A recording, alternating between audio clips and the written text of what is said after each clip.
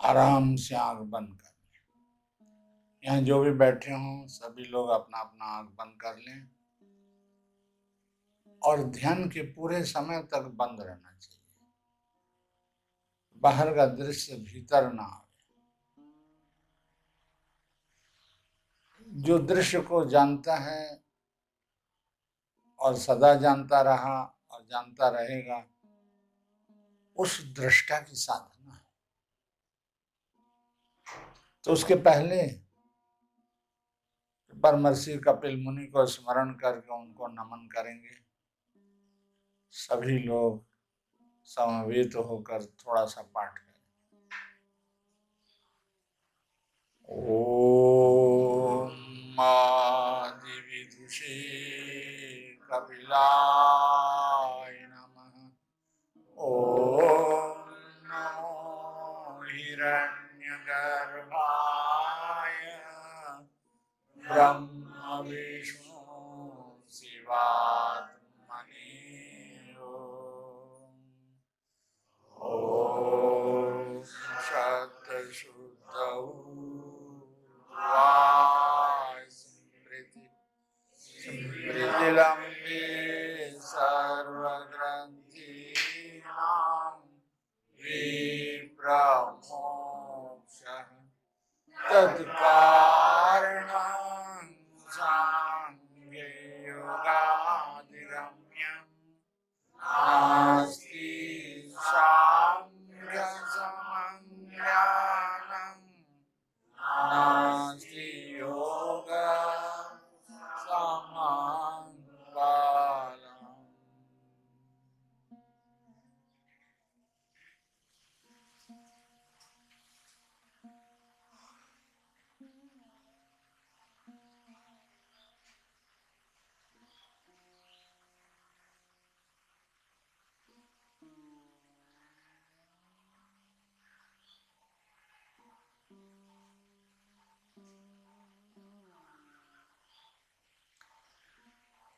परलोक है, यह लोक से परलोक जाना है।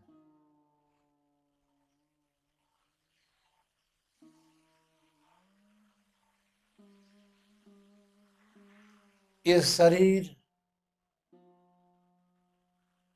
जन्मी है, इसी शरीर का अंत होगा।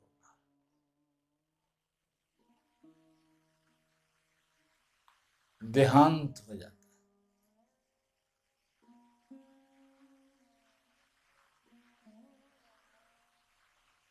जीव इस शरीर को छोड़कर परलोक में जाता है।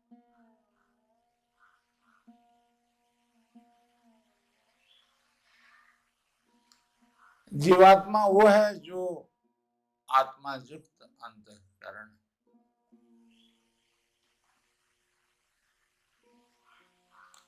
उस अंतःकरण में आत्मा की स्मृति की आधिक्य है या अनात्मा की, बाह्य वैषयिक विषयों की।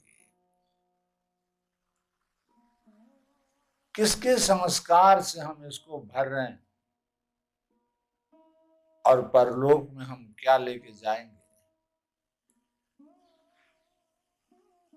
वहां ये सब विषय नहीं। शब्द स्पर्श रूप रस गंध वहां नहीं मिलेगा।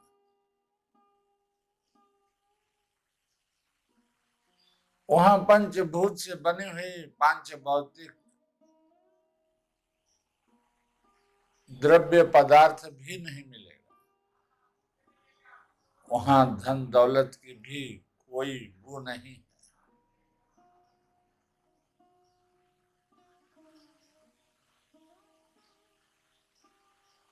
वहां यह लोग की कुछ भी नहीं। अब ऋषियों ने देखा कि हमारे साथ परलोक में जो आलोक दिखाएगा, जो हमारे साथ जा सके, वो कौन, वो क्या है?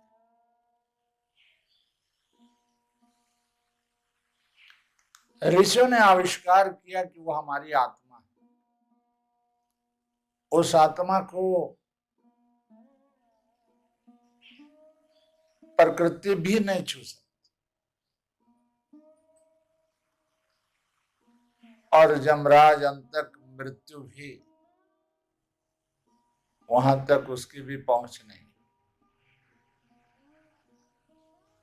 क्योंकि वो अपना निजी है। जो अपना है उसी का नाम संस्कृत में आत्मा है।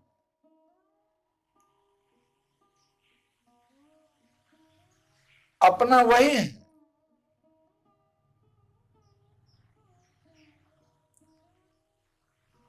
जिसे मृत्यु छू न सके।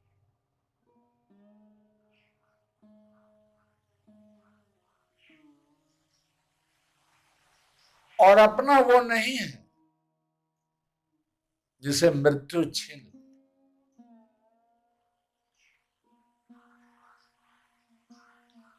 अगर इस कसौटी पर कस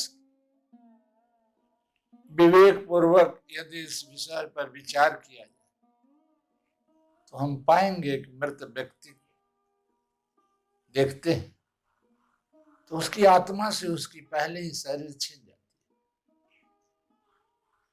उसकी आत्मा से उसकी पत्नी, और पत्नी की आत्मा से उसके पति छीन जाते हैं। पुत्र, परिवार, आत्मीय स्वजन सब कुछ छीन लेते हैं। मृत्यु उसकी आत्मा से सब छीन लेती है।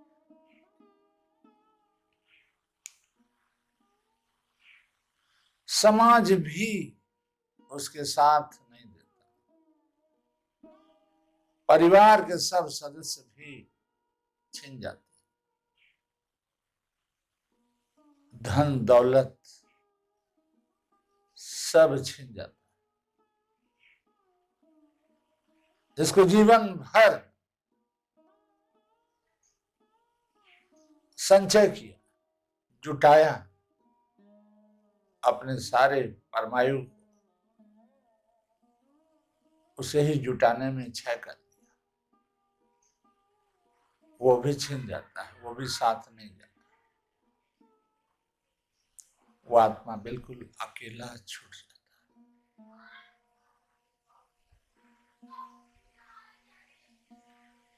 है। ऋषियों ने देखा कि बाहर की चीजों को अगर हम संचय करते हैं तो वो संचित पदार्थ बाहर ही रह जाता है हमारे शरीर के, लेकिन उसका संचयन करने की जो लोभ है, जो आसक्ति है, जो मोह है, वो लोभ, आसक्ति और मोह की संस्कार हमारे भीतर हम साथ लेके जाते हैं। वहां पर वही खोल कर देखते हैं और देख देख करके दुखी होते हैं। अपकार के भी संस्कार है, उपकार के भी संस्कार है। यह लोग की दोनों ही संस्कार हैं, और उन संस्कार को लेकर के जब हम परलोक में जा करके उस फ्लॉपी को देखते हैं खोलकर, उस पुण्य अपुण्य के गट्ठर को खोलते हैं तो देखते हैं कि वो पुण्य भी बाह्य है और अपुण्य भी बाह्य है।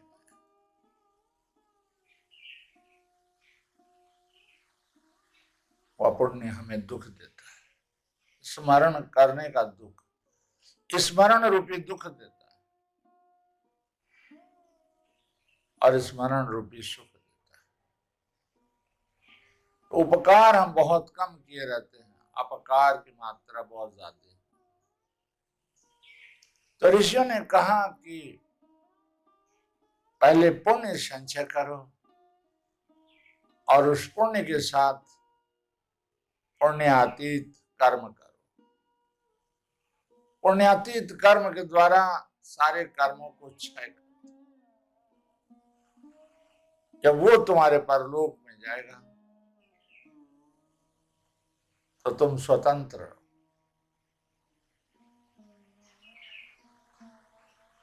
तुम अदुख अशोक में जियो।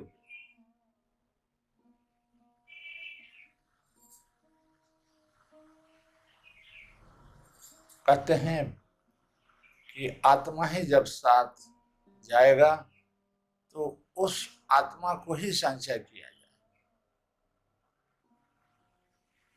जो अब तक संचय किए हैं उन संचयन की जो संस्कार है वो अतीत की है, भविष्य की है। अतीत के सारे संस्कारों को दमन करके, भाषा को शून्य करके, संकल्प को दमन करके आत्मस्थ हो जाओ। तो हम बार बार यही प्रयास करेंगे कि कंठस्थ भाषा को शून्य करने के उद्देश्य से हम श्वास ले रहे हैं और श्वास छोड़ रहे हैं। हमारे दिमाग में स्मृति बनी हुई है कि हम क्या करने के लिए श्वास ले रहे हैं और क्या करने के लिए छोड़ रहे हैं। श्वास लिए बोध स्थान पर बोध का स्मरण हुआ और श्वास छोड़ रहे हैं भाषा को शून्य करते हुए, भाषा शून्य अपने स्वबोध में, स्वात्म बोध में स्थिति कर रहे हैं। बार बार श्वास ले रहे हैं और धीरे से छोड़ दे रहे हैं और स्मृति में बनी हुई है, ध्यान बना हुआ है कि श्वास लेते ही बोध स्थान पर ध्यान स्थिर हुआ। उस ध्यान में आत्मस्मृति है, ज्ञाता भाव का ज्ञान है। और धीरे धीरे जब छोड़ रहे हैं तो वो ध्यान परिष्कृत होता चला जा रहा है। उस ध्यान में जो आत्मस्मृति है वो आत्मस्मृति की स्थिति, स्थिरता, विशुद्धता का स्वरूप, वो विशुद्ध होता चला जा रहा है। स्थिरता ही विशुद्धता है और अस्थिरता अशुद्धि। तो हम अस्थिरता में हैं, अब स्थिरता रूप विशुद्ध सत्य को हमें पाना है। तो बार बार श्वास ले रहे हैं और बोध स्थान पर गए और धीरे से छोड़ दिए, फिर लिए, फिर बोध स्थान पर ध्यान है और धीरे से छोड़ दिए। अब इसमें ये हो रहा है कि उद्देश्य है कि हम श्वास लेते ही बोध स्थान पर ज्ञाता भाव का स्मरण कर रहे हैं, आत्म भाव का स्मरण, आत्म भाव का स्मृति हो रही है आत्म भाव की। और धीरे धीरे जब छोड़ दे रहे हैं दबाते हुए, मनस चंचलता को दमन करते हुए, तो वो ज्ञाता भाव में स्थिति हो रही। हमारे भीतर ये भाव है कि परलोक है, तो हम इस तत्व को इतना संचयन कर रहे हैं कि परलोक में पाप हमें ज्यादा दुख नहीं दे सकते। हमारा पुण्य की ही मात्रा अधिक से अधिक बनता चला जा रहा है।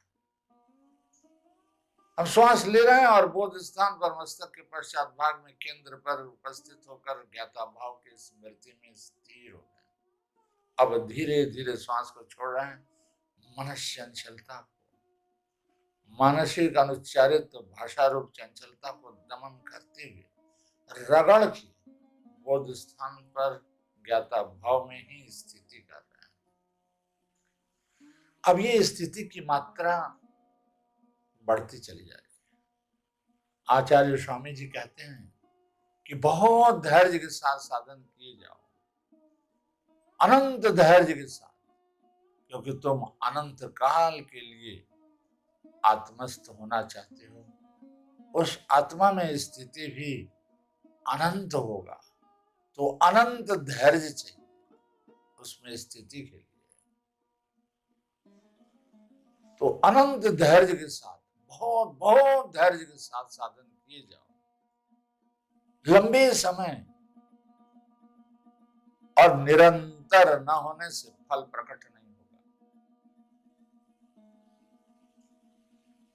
एक शर्त जोड़ दिया है कि लंबे समय, 2 घंटे 3 घंटे लंबे समय लगातार निरंतर न होने से तुम जो चाहते हो वो एकाग्रता, वो एकाग्र भूमि रूपी फल को चाहते हो, वो फल प्रकट नहीं होगा अगर लगातार निरंतर नहीं हुआ।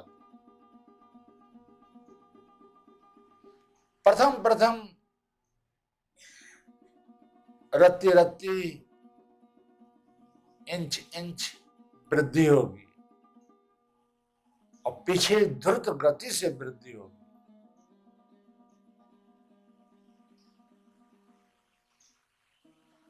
जो हम बार बार स्मरण कर रहे हैं श्वास लेते ही बोध स्थान पर, ये रत्ती रत्ती स्थिति हो रही है। धीरे धीरे श्वास को छोड़ दे रहे हैं, मन के सारे भाषाओं को, मन के सारे चंचलताओं को, सोच विचारों के प्रवाह को, चिंता तरंग को दमन करते हुए बोध स्थान पर जो ज्ञाता भाव की स्मृति बनी, उसी में जरा सा स्थिति बना, ये रत्ती रत्ती स्थिति बनती चली जा रही।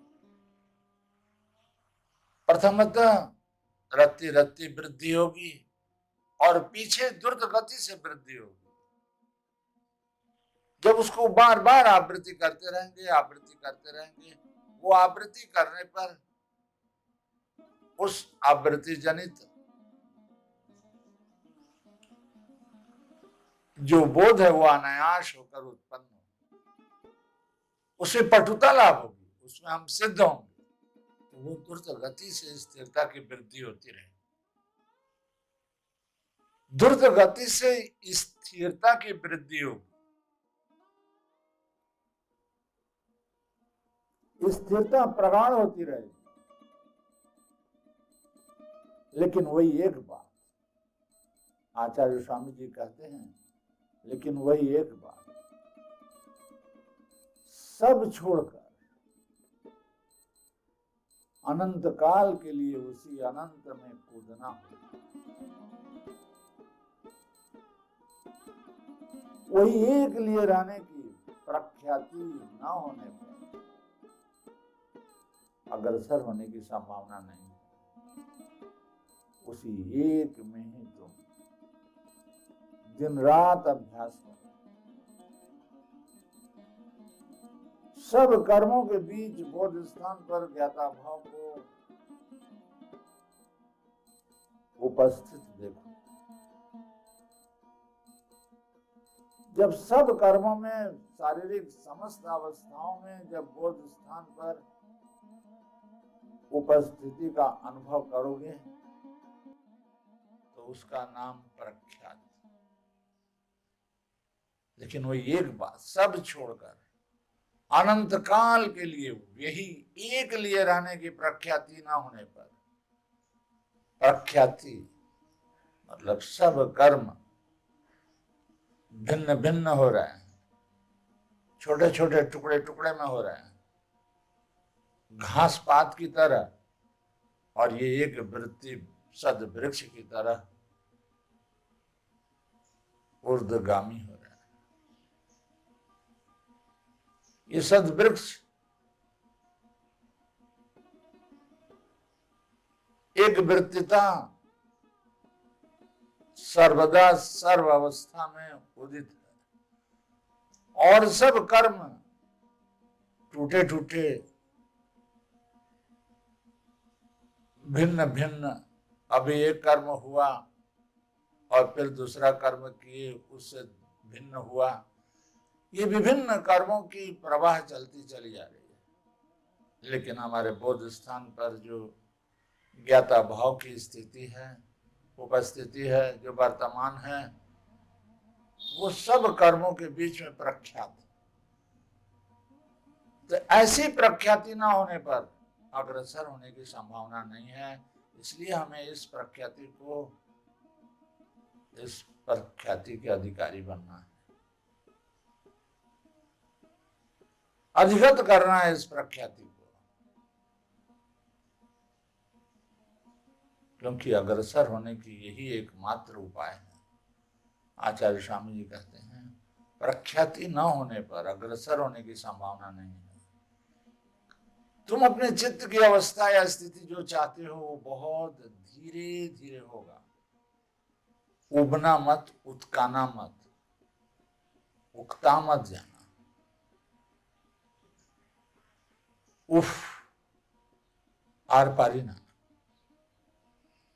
अब बैठा नहीं जा रहा है, अब लोक संग चाहिए और कुछ चाहिए, बहुत हो गया, इस तरह से उबना मत, बहुत धीरे धीरे होगा। अवस्था चित्त की या स्थिति चित्त की जो चाहते हो वो बहुत धीरे धीरे होगा, बहुत ही धीरे धीरे रत्ती रत्ती वृद्धि होगी, चूले चूले वृद्धि होगी।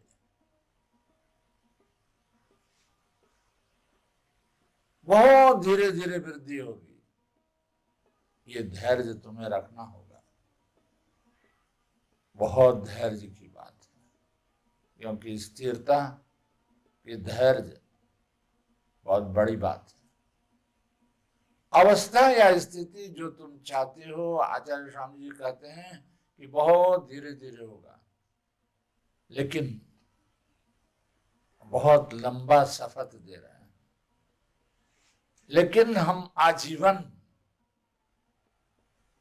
प्राण के आखिरी अंत श्वास तक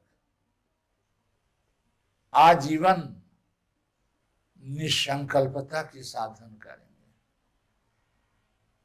मनस चंचलता को दमन करके बोध स्थान पर ज्ञानमय ज्ञाता भाव को उपस्थित देखते रहेंगे। इस ज्ञाता भाव के ज्ञानमय ज्ञानात्मा में हम संकल्प को नहीं देख रहे हैं। निसंकल्पता इस सत्ता में उपस्थित है। ऐसे ज्ञानात्मा के ज्ञानमय ज्ञाता भाव के भीतर हम निसंकल्पता का अभ्यास करेंगे। हम आजीवन निसंकल्पता की साधन करेंगे। स्वल्प समय के लिए जो निसंकल्पता की अनुभूति हुई है, आचार्य स्वामी जी कहते हैं जो तुम्हें स्वल्प समय के लिए निसंकल्पता की जो अनुभूति हुई है, उसे अहोरात्र रातों दिन अभ्यास करना ही हमारे जीवन का हमने सार कार्य किया। केवल कहते हैं कि अभ्यास करो, तुम्हारा अभ्यास करना ही तुमने अपने जीवन का सार कार्य किया। तुम अपने जन्म लेने का सार कार्य किया। तुम कभी भी अपने को अपराधी अनुभव मत करो कि हम ये क्या कर रहे हैं। तुम सार कार्य कर रहे हो, इसके साक्षी हम हैं। आचार्य स्वामी जी की ये उत्साह मूलक वाणी है, उत्साहवर्धक साधकों के लिए ये वाणी है। ऐसी स्थिति लाभ करने पर तुम महान सिद्धि लाभ करोगे, महान को सिद्धि लाभ करोगे। तुम्हारे बोध स्थान पर महान तत्व महतत्व सिद्ध हो जाएगा। वो संप्रज्ञात समाधि तुम्हारे मस्तक के पश्चात भाग में चित्त के भीतर सदा आहित बना रहेगा, समाहित रहेगा। इसलिए प्राणायाम धाराबोध के द्वारा निसंकल्पता के साधन में अग्रसर होते रहो। तो हम जो श्वास ले रहे हैं बोध स्थान पर निसंकल्पता को देखने के लिए, धीरे से श्वास को फेंक रहे हैं। ज्ञाता भाव के भीतर कोई संकल्प नहीं है, निसंकल्प है। अब ये ज्ञाता भाव स्थिर बना रहे, एक शुद्ध संकल्प तो रहता ही है इसमें।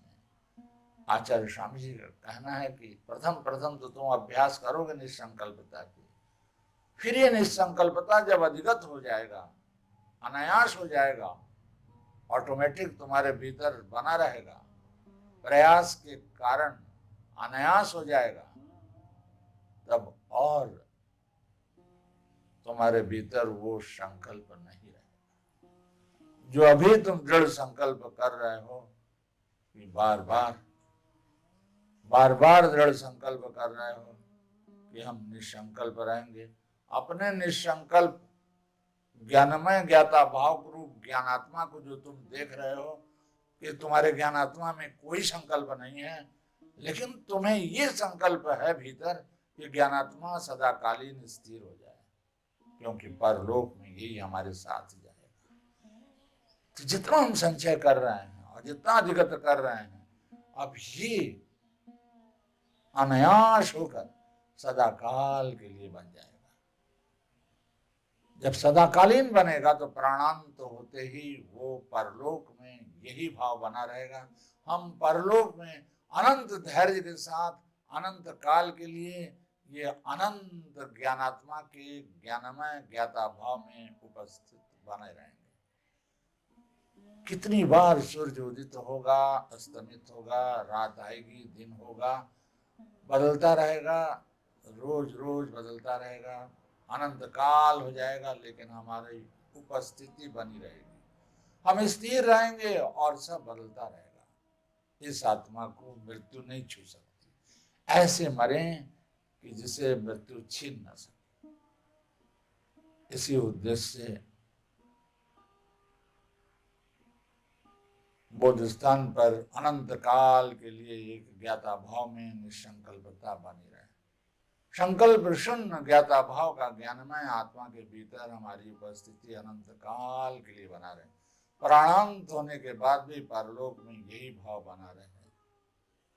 इतना हम इसकी अभ्यास करें कि ये स्वतंत्र हो जाए हमारे भीतर। इस बोध में हम स्वतंत्रता का अनुभव करें, परतंत्र न रहे। इसी उद्देश्य से कि हमारा अनंत काल के लिए संकल्प शून्य ज्ञानात्मा का ज्ञान भीतर बना रहे चित्त में, और प्राण का अंत हो जाए। तब पुनर्जन्म नहीं होगा, न बार बार मृत्यु होगी। अमृतत्व में हम सर्वदा स्थिर रहेंगे, अमर हो जाएंगे। इसी उद्देश्य से शांति पाठ।